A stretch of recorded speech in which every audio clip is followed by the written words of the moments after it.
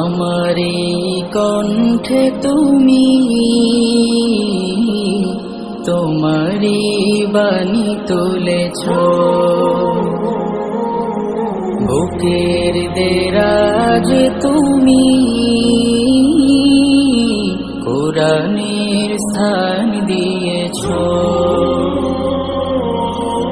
এত ভালোবাসো কেন মালিক আমায়, কি করে শুকুর তার করি আদায়।